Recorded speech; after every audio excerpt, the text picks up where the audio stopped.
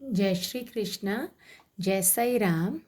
सबसे पहले आप सभी को राधाष्टमी और हिंदी दिवस की बहुत बहुत शुभकामनाएं। जो आज हिंदी दिवस, जो हमारी राजभाषा है, राजभाषा और राष्ट्रभाषा में यह अंतर है कि हिंदी को 14 सितंबर 1949 को 14 सितंबर 1949 को हिंदी को हमारे संविधान में राजभाषा के तौर पर माना गया था। राजभाषा मतलब जिसमें हमारे सारे ऑफिस के काम हो सके, है ना। ऑफिशियल काम जितने भी हैं वो अंग्रेज़ी में ना होकर हिंदी में हो। लेकिन अभी तक हिंदी को वह जितना मिलना चाहिए उसको सम्मान, वो सम्मान नहीं मिला। अच्छा ठीक है, ना मिले, हम उसको उतना सम्मान दिलाएं। जो अब तक नहीं हुआ वो होगा, धीरे धीरे हमारे प्रयत्न से ही होगा, है ना। तो ठीक है, तो आज मैंने कई बार छोटे बच्चों को अगर ए से लेकर जेड तक पूछा जाता है तो बड़े आराम से ABCD जेड तक बोल देते हैं। लेकिन वहीं पर अगर उनको हिंदी में अ से लेकर ज्ञ तक बोला जाता है, पूछा जाता है, तो वो नहीं बता पाते हैं। तो आज हम उसी के बारे में इस वीडियो में बात करेंगे। तो हिंदी भाषा एक तो हमारे देश की राजभाषा है और हमारे देश के कई प्रदेशों में ये बड़े अच्छी तरह से बोली भी जाती है, समझी भी जाती है ना। अच्छा, हिंदी भाषा की जो लिपि है, मतलब जो अक्षर, जो लिपि हमने इसमें प्रयोग किए हैं वो है, इसकी लिपि है देवनागरी। देवनागरी हिंदी की लिपि है। तो अब जैसे अंग्रेज़ी में आप ए से लेकर जेड तक में 5 ही वावल्स हैं, मतलब जो हिंदी में हम उसको स्वर बोलते हैं। A E I O U, इनको छोड़कर बाकी सभी कॉन्सोनेंट्स हैं। ठीक वैसे ही हिंदी में ए से लेकर जेड तक अंग्रेज़ी में 26 लेटर्स हैं, 26 लेटर्स हैं, जबकि हिंदी में 46 है ना, 46 आपके वर्ण हैं, जो कि जिसमें स्वरों की मात्रा है 11। स्वरों की मात्रा है 11, जो क्या है? अ, आ, ह्रस्व ई, दीर्घ ई, ह्रस्व उ, दीर्घ उ, री, ए, आई, ओ, औ। ये आपके 11 स्वर हैं और इन्हीं 11 स्वरों की ही मात्राएं बनती हैं। आप जो मात्रा लिखते हो ना, आ की मात्रा, ई की मात्रा, तो इन्हीं से ही बनती हैं वो। देखो, ये हो गया आ की मात्रा, ये छोटी ई, ये बड़ी ई, इसको ह्रस्व ई, ये दीर्घ ई, ह्रस्व उ या छोटी उ, ये बड़ा उ, ये री की मात्रा, छोटा सा सी लिख दो, वो हो जाता है री की मात्रा। ये ए, फिर ये आई, फिर ये ओ, ये औ। ये नहीं है कुछ, ये औ की मात्रा। मैं इसको फिर से लिख देती हूँ, अब आपको कोई दिक्कत नहीं होगी। तो ये हो गई औ की मात्रा। अब आप पूछेंगे कि अ की मात्रा ही नहीं है। अ की मात्रा है, लेकिन वह व्यंजन के साथ मिलकर ही हम उस मात्रा को बोल देते हैं, जिसके लिए मैंने अपने कल के वीडियो में ही आपको बताया था, स्वर रहित व्यंजन। अच्छा, तो पहले हम लिखते हैं व्यंजन कितने हो गए हिंदी में। व्यंजन 35 व्यंजन हैं, तो 11 और 35 देखो मिलकर आपके हो गए 46, तो 11 और 35 मिलकर हो गए 46। इतने व्यंजन हैं, जिसको आप अंग्रेजी में कॉन्सोनेंट्स कहते हैं। ठीक है, तो ये क्या क्या हो गए, देखिए, क, ख, ग, घ, क, ख, ग, घ, व। लेकिन ये जो हम लिख रहे हैं ना, ये स्वर वाले व्यंजन है। ये व्यंजन में स्वर जुड़ जाएगा तब ये क बनेगा। तो व्यंजन स्वर रहित होते हैं। तो क के नीचे हलंत, ख के नीचे भी हलंत, ग के नीचे भी हलंत, घ के नीचे भी हलंत और वो के नीचे भी हलंत। अब देखो क के नीचे हलंत प्लस अ जब होगा उसको हम क पूरी तरह से बोलेंगे। ये क नहीं है, ये क क प्लस अ क। वैसे ही ये है ख, ख प्लस अ ख। तो मैंने आपको बताया अ की कोई अलग से मात्रा नहीं है, वो स्वर रहित व्यंजन में जुड़ जाती है।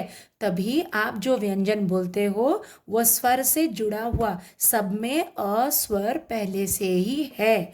ठीक है, तो इसके बाद क्या आता है? च, छ, ज, झ, न्य। फिर ट,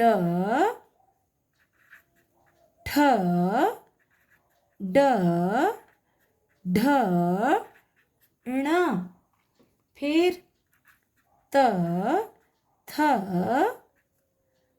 द, ध, न।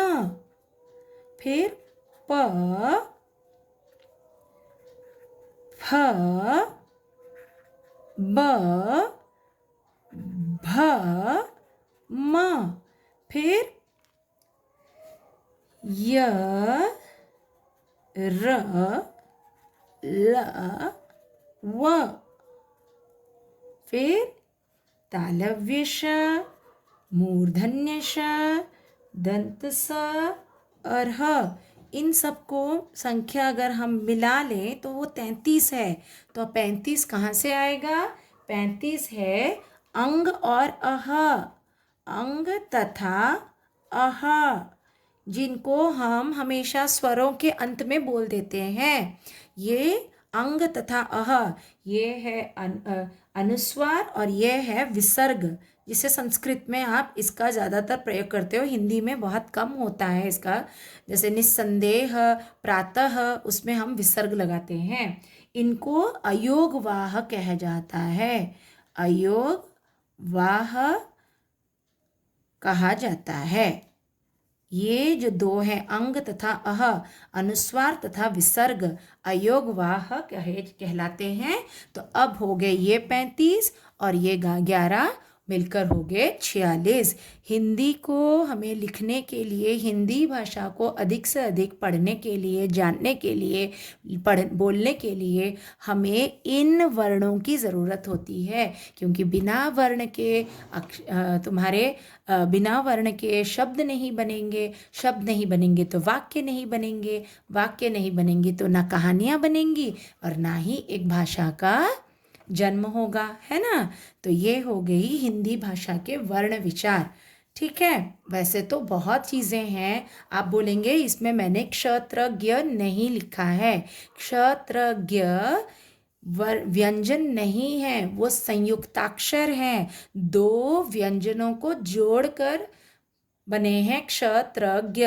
उसके बारे में मैं अपने नेक्स्ट वीडियो में बताऊंगी। फिलहाल हम इनके बारे में पहले जान लें, उसके बाद हम संयुक्ताक्षर के बारे में जानकारी प्राप्त करेंगे। तो अब हम जानेंगे पंचम वर्ण के बारे में। पंचम वर्ण क्या होता है? आजकल इसका अधिक प्रयोग नहीं है, हम उसकी जगह पर सिर्फ अनुस्वार लगा देते हैं। लेकिन हमें पता रहना चाहिए कि पंचम वर्ण क्या है। आप देखोगे हर वर्ग में, ये क वर्ग है, ये च वर्ग है, ये ट वर्ग है, ये त वर्ग है, ये प वर्ग है। अभी ये लीडर है ना, तो ये क वर्ग, ये लीडर है इस लाइन में, तो ये च वर्ग। तो ये क वर्ग में पंचम, देखो हिंदी में हर वर्ग में जो फिफ्थ, पांच ही अक्षर हैं या वर्ण हैं, तो ये जो लास्ट है ना, यही है पंचम वर्ण। व, न्य, ण, न और म। इनका प्रयोग ज़्यादातर आप देखोगे कि आजकल नहीं हो रहा है।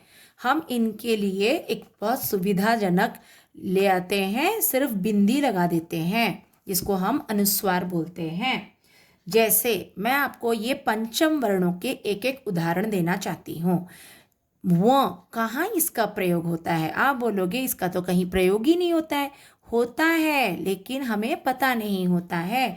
जैसे हो गया हमारा एक उदाहरण है रंग। रंग, आपने जहाँ बिंदी लगाई, अगर इसको हम पंचम वर्ण दे के लिखें तो ये हो जाएगा ऐसे रंग। लेकिन आपको पता कैसे चलेगा कि ये बिंदी की जगह हमको व ही लिखना है, न्य ण न म नहीं लिखना है? इसके लिए हमको ये बिंदी के बाद, अनुस्वार के बाद जो अक्षर है उस अक्षर को देखना है, उस वर्ण को देखना है। यहाँ पर बिंदी के बाद या अनुस्वार के बाद जो हमारा वर्ण है वह ग है। ग मतलब क वर्ग में आता है और उसका पंचम वर्ण व है, इसीलिए रंग को ऐसा लिखा जाता है। ठीक वैसे ही च में देखो, मैं लिख रही हूँ चंचल। तो चंचल के लिए कैसे लिखा जाएगा? देखो, चंचल को च, आधा न्य, फिर चल। देखो, क्योंकि च बिंदी के बाद, मैं बार बार बोल रही हूँ, बिंदी के बाद जो वर्ण है उसके हिसाब से हमें पंचम वर्ण निर्धारित करना होता है। तो बिंदी के बाद यहाँ च है, ये च वर्ग अंतिम उसका पंचम वर्ण है न्य, तो इसके लिए हमने न्य लगाया, तो ये हो गया चंचल। उसी वैसे ही यहाँ पर मैं एक ले रही हूँ ठंड। ठंड, ठंड देखो, बिंदी के बाद है ड। ड यहाँ इस वर्ण में है, तो यहाँ पंचम वर्ण ण है, तो इसको अगर हमको लिखना पड़े तो हम लिखेंगे बिंदी की जगह ये ठ, आधा ण, ड। ये गलती से लग गया, ये नहीं लगाना है आपको, ठ आधा ण ड, ठंड। वैसे ही मैं अगर आपको देती हूँ मंथन। मंथन, तो अनुस्वार के बाद है थ, तो थ इस थ त वर्ग में है जिसका पंचम वर्ण है न, तो इसको हम कैसे लिख सकते हैं? म आधा न थ न, मंथन। ठीक है, वैसे ही अंत में मैं एक लिख रही हूँ चंपा। चंपा, तो चंपा देखो, अनुस्वार के बाद आपका जो अक्षर है या जो वर्ण है वो है प। प वर्ग में पंचम वर्ण है म, तो इसको हम लिखेंगे च आधा म, प में आ की मात्रा, चंपा। ये हो गया पंचम वर्ण का प्रयोग, जो धीरे धीरे लुप्त होता जा रहा है। हम हर जगह अपने मतलब हमें ही सुविधा होती है, अपनी सुविधा के लिए हम हर जगह बिंदी दे देते हैं, लेकिन हमें ज्ञान होना चाहिए। ये ऐसे ही तो नहीं आए हैं ना पंचम वर्ण, उनका भी कुछ ना कुछ तो महत्व है इस वर्णमाला में, है ना? तो उसकी मात्रा को हमें कम नहीं होना देना चाहिए, इसलिए हमें इसकी जानकारी रखनी चाहिए। तो मैं इसके लिए आपको एक एक और उदाहरण देती हूँ। जैसे हो गया पंख। पंख अनुस्वार के बाद है ख, तो इसको हम कैसे लिखेंगे? प व, क्योंकि हम देखो इसको पूरा नहीं बोल रहे हैं, तो इसीलिए हम इसके नीचे हलंत लगाएंगे, और ख, क्योंकि ख क वर्ग में है ना? वैसे ही इसके लिए मैं आपको एक अक्षर दे रही हूँ, कंचा। अक्षर नहीं, एक शब्द दे रही हूँ कंचा, गलती से अक्षर निकल गया मुँह से, तो कंचा, क आध्यान्य चा, कंचा। ठीक वैसे ही हम यहाँ कर सकते हैं झंडा। झंडा, हम उसको झ आधा ण डा ऐसे ही लिखेंगे ना, क्योंकि देखो अनुस्वार के बाद ड, ड तो इसी ट वर्ग में है, यहाँ च वर्ग में है जिसका पंचम वर्ण न्य है। ट वर्ग का ट वर्ग का जिसमें ड है उसका पंचम वर्ण ण है, तो ण के नीचे हलंत का मतलब आधा, न्य के नीचे हलंत का मतलब आधा। देखो इसमें क्या है, पाई है एक, जिसमें पाई होती है उसको हम आधा लिख देते हैं, लेकिन इसमें पाई नहीं है, इसके लिए हम उसको हलंत दे के लिख रहे हैं। ठीक है, वैसे ही मैं इसमें इसके लिए एक उदाहरण ले रही हूँ, परंतु।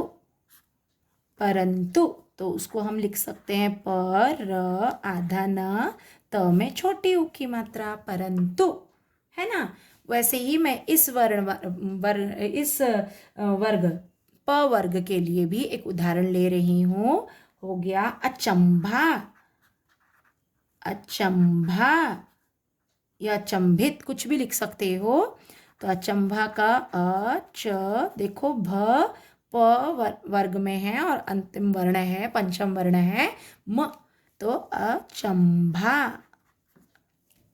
तो आशा करती हूँ आपको पंचम वर्ण समझ आ गया होगा। इसे लुप्त न होने दीजिए, नहीं होने दीजिए, इसका अधिक से अधिक प्रयोग कीजिए। मैं नहीं बोल रही हूँ कि अनुस्वार का गलत इस्तेमाल है, अगर हम पंचम वर्ण की जगह अनुस्वार लगाते हैं तो वो गलत है, वो गलत नहीं है, लेकिन हमें पंचम वर्ण को लुप्त भी नहीं होने देना चाहिए। हिंदी एक वैज्ञानिक भाषा है, विज्ञान के अनुसार ही इसके वर्णों को सजाया गया है, जैसे तैसे नहीं सजाया गया है। और हिंदी इतनी सहज भाषा है क्योंकि इसमें हम जो बोलते हैं वही लिखते हैं। अंग्रेज़ी जैसा कोई साइलेंट लेटर इसमें नहीं होता है ना। तो इसलिए अधिक से अधिक हिंदी का प्रयोग कीजिए, हिंदी में बातचीत करें, हिंदी में अपने विचारों को सबके सामने पेश करें, और बिल्कुल ना शर्माएं कि आप हिंदी में क्यों बोल रहे हैं। हिंदी में बोलना हमारे लिए बहुत ही सहज होता है और अपने विचारों को हम एकदम सही सही बोल पाते हैं, है ना। थोड़ा सा भी ऊपर नीचे नहीं होता है, बेझिझक हम हिंदी में अपने विचारों को सामने रख सकते हैं। तो मैं हमेशा आपसे अनुरोध करूंगी, हिंदी का प्रयोग अपने जीवन में हर दिन हर वक्त हिंदी का प्रयोग ज़रूर करें। यह हमारी राजभाषा है और ये हमारा कर्तव्य है, इस भाषा को ज़्यादा से ज़्यादा हम आगे बढ़ाएं। आशा करती हूँ आज का वीडियो आपको बहुत पसंद आया होगा, आपको हिंदी के बारे में काफ़ी कुछ जानकारी प्राप्त हुई होगी। मैं अपने नेक्स्ट वीडियो में भी, अपने अगले वीडियो में भी हिंदी के वर्णों के संयुक्ताक्षर जो वर्ण हैं उसके बारे में बताऊंगी। तो अगर आपको ये वीडियो पसंद आया तो मेरे वीडियो को लाइक करें, अपने दोस्तों के साथ इसे अधिक से अधिक शेयर करें, सब्सक्राइब करें मेरे चैनल को, और कमेंट बॉक्स में ज़रूर बताएं कि ये वीडियो आपको कैसी लगी और आगे आप और क्या जानना चाहते हैं मुझसे। राधे राधे।